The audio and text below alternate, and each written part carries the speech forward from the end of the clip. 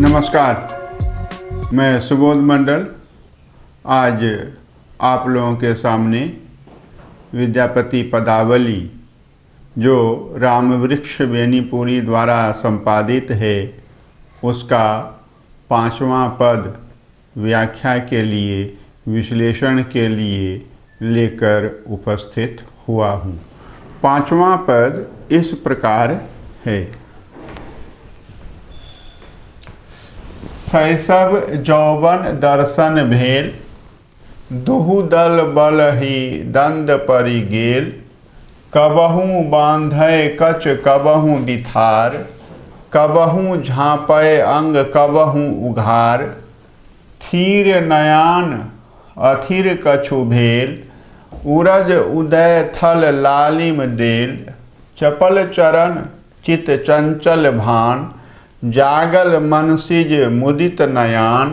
विद्यापति कह करु अवधान, बाला अंग लागल पंचबान। इस पद में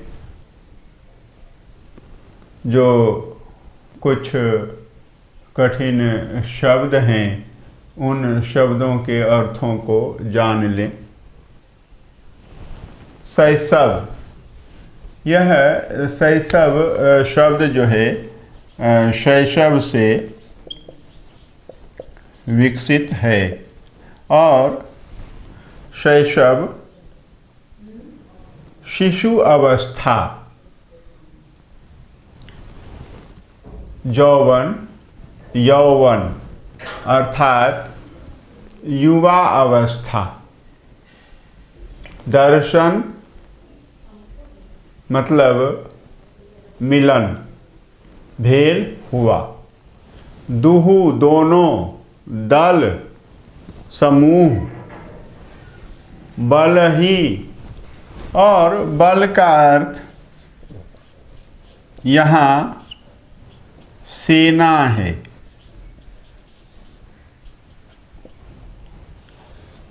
यह ध्यान में रखना है। दंड, दंड मतलब युद्ध, द्वंद्व, दंड मतलब द्वंद्व, युद्ध। कबहू कभी, बांधए बांधती है। कच, कच मतलब केश राशि, बालों को। कबहू बिथार और कभी फैला लेती है। कबहू झाँपए अंग, कभी अंगों को ढक लेती है। कबहू उघार और कभी क्या करती है, उघार लेती है, वहाँ से वस्त्र को हटा लेती। थीर मतलब स्थिर, नयान मतलब नेत्र, अथिर अस्थिर चंचल, कछु मतलब कुछ, भेल हुआ। उरज उरोज, उदय थल उसके विकसित होने के स्थान पर। लालिम लालिमा, देल लालिमा पड़ गई। चपल चंचल गतिशील, अस्थिर चरण पैर। चित्त हृदय मन, चंचल गतिशील, भान मन प्रतीत हुआ। जागल मनसिज, मनसिज मतलब कामदेव। जागल मतलब चेतनशील हो गए, जाग गए। मुदित नयान, बंद आँखें। विद्यापति कहते हैं करु अवधान। अब उसको सजग सचेत करने की आवश्यकता है। अवधान करो, सचेत करो। बाला अंग लागल पंचबान, पंचबान मतलब कामदेव, मनमथ, मनसिज। और बाला जो है राधा है, किशोरी है, नायिका है, अत्यंत सुंदरी है, और उसके अंगों में कामदेव जो हैं विराजने लगे हैं। उसके अंगों से कामदेव संलग्न हो गए, जुड़ गए। यह पद जो है शैशवावस्था और युवावस्था के संधि स्थल का पद है। वयः संधि का यह पद है। वयः संधि के इस पद में कविवर विद्यापति कहते हैं, शैशव यौवन दर्शन भेल। शिशु अवस्था और युवावस्था दोनों अवस्थाओं का मिलन हो गया। बाला, किशोरी, कन्या, राधा, नायिका के शरीर मन में शिशु अवस्था और यौवन अवस्था का मिलन हो गया। दुहु दल बल ही दंड परि गेल। और दोनों दलों में एक दल जो है शैशव का दल है और दूसरा दल जो है वह यौवन का दल है। और दोनों दल की सेनाओं में, दोनों दलों की सेनाओं में युद्ध छिड़ गया, संघर्ष छिड़ गया, संघर्ष होने लगा। कबहू बांधे कच्छ, शिशु अवस्था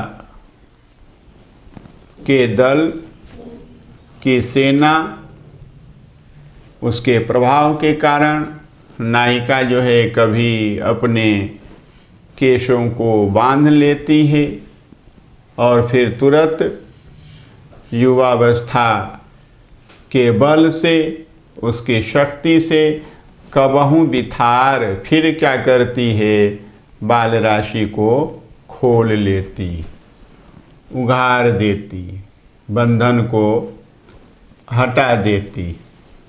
कबहू झांपे अंग, कभी अपने अंगों को ढक लेती है शैशवावस्था के कारण, और कबहू उघार और युवावस्था के कारण फिर क्या करती हैं कि फिर उन अंगों पर से वस्त्र को हटा लेती।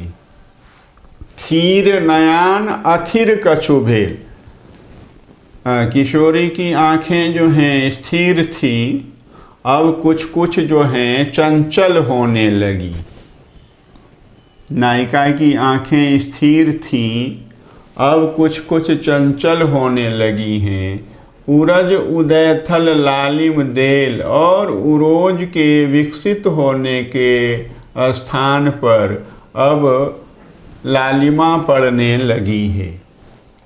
चपल चरण, चरण तो बाला के, किशोरी के पहले ही चपल थे, गतिशील थे, चित्त चंचल भान। अब ऐसा प्रतीत होता है, ऐसा भान होता है कि उसका मन भी चंचल हो उठा है, गतिशील हो उठा है। जागल मन सिज, और कामदेव जागृत हो गए। मुदित नयान, किंतु कामदेव की आंखें मूंदी हुई हैं, बंद हैं, आंखें खुली नहीं हैं। यानी कामदेव पूरी तरह से जागृत नहीं हुए हैं। विद्यापति कह करु अवधान, विद्यापति कहते हैं कि ध्यान करो, समझो, बूझो। यह सब जो परिवर्तन है वो समझने बूझने की चीज़ है। बाला अंग लागल पंचबान, नायिका किशोरी के अंगों में कामदेव समा गए। यह है विद्यापति को किशोरी के मनोविज्ञान का पंडित कहें माने, तो इसमें कुछ भी अतिशयोक्ति नहीं। यौवन के आगमन के कारण शरीर के अंगों में विकास होता है, साथ ही मानसिकता में भी परिवर्तन के लक्षण दिखाई देते हैं। इन सब का सुंदर और अत्यंत ही सजीव तथा यथार्थ चित्रण कविवर विद्यापति ने इस पद में किया है। कामायनी के छठे सर्ग में लज्जा सर्ग में जयशंकर प्रसाद लिखते हैं, चंचल किशोर सुंदरता की मैं करती रहती रखवाली। चंचल किशोर सुंदरता की मैं करती रहती रखवाली, मैं वह हल्की सी मसलन हूँ जो बनती कानों की लाली।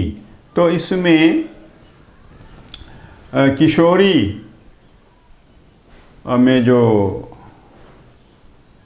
सुंदरता के विकास के साथ साथ लज्जा का भी विकास होने लगता है, इसका जो है, और इस कारण कानों की लाली जो बन जाती है, हल्की सी मसलन, वह लज्जा ही है।